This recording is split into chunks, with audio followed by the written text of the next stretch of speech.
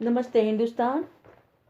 Radio Hindustan के सभी श्रोताओं को संजू शरण का नमस्कार। तो दोस्तों, तैयार है ना मेरी कहानियों की अद्भुत और रोमांचक दुनिया में प्रवेश करने के लिए? तो चलिए इस कहानी के चौथे दरवाजे में प्रवेश करते हैं। मेरी कहानी श्रृंखला एहसासों के समंदर की एक और मोती से आपका परिचय करवाती हूँ। मेरी कहानी का शीर्षक है सन्नाटे की गूंज, जिसकी चौथी किस्त आप सभी को समर्पित करती हूँ। प्लीज़ नीलिमा, मेरी बेटी आसना को बचा लो। नीलिमा प्लीज़ बचा लो, नहीं तो वे राक्षस उसे उठाकर ले जाएंगे। काजल कहती है। काजल को देखकर लग रहा था कोई उसके प्राण निकाल रहे हों। सच ही तो है, किसी की टीनेजर बेटी पर किसी गुंडे की नज़र पड़ जाए तो उस माँ का क्या हाल होगा। नीलिमा कहती है, कौन सी क्लास में तेरी बेटी पढ़ती है काजल? 12वीं में है नीलिमा, काजल कहती है। सब ठीक हो जाएगा काजल, आराम करो, कहकर नीलिमा कुछ पेन किलर काजल को देती है और कहती है, काजल तुम आराम करो। फिर अचानक काजल से पूछती है, काजल कल तुम किससे बचकर भाग रही थी? काजल कुछ भी नहीं बोलती, वो चुपचाप बैठी रहती है, पर उसकी आंखों से झरझर आंसू बहने लगते हैं। नीलिमा काजल को झकझोरते हुए कहती है, तुम किन लोगों से बचकर भाग रही थी काजल, बताओ मुझे, मैं खबर करूंगी पुलिस को।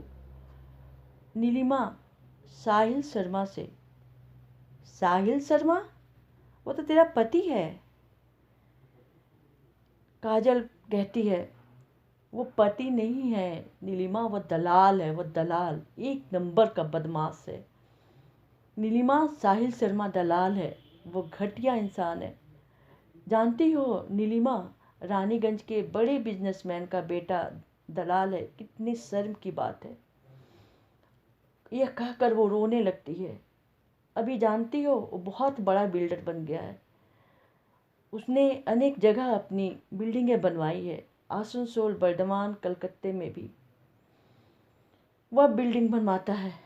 उसका दोस्त समीर सरकार है, जो बिजनेस की ओट में घिनौने धंधे करता है। तुम्हें पता है नीलिमा, सोनागाछी की अधिकतर लड़कियां इन लोगों के फरेब का शिकार हुई है, कहकर वो रोने लगती है। कल उन्हीं दोनों से तो बचकर भाग रही थी। काजल कहती है, हाँ नीलिमा, पर पुलिस को पता चल गया था नीलिमा, साहिल और समीर के धंधे के बारे में। पुलिस की नज़रों इतने दिन तक तो वो पुलिस की नज़रों से बचते आ रहे थे, पर नमिता चंद्रा केस के बाद ये पुलिस की नज़रों में आ गए।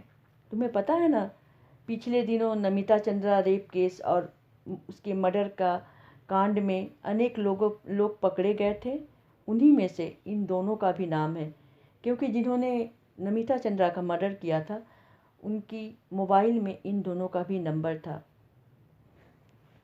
पर नीलिमा ओह कह के बैठ जाती है, पर तुम यहाँ तक कैसे पहुँची काजल, प्लीज़ मुझे बताओ।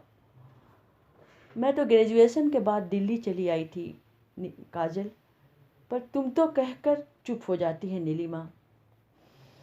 काजल चुप थी। तभी मानो ऐसा लगा काजल को कुछ याद आ गया हो। अरे नीलिमा, टीवी खोल तो। क्यों काजल, क्यों टीवी खोलूं?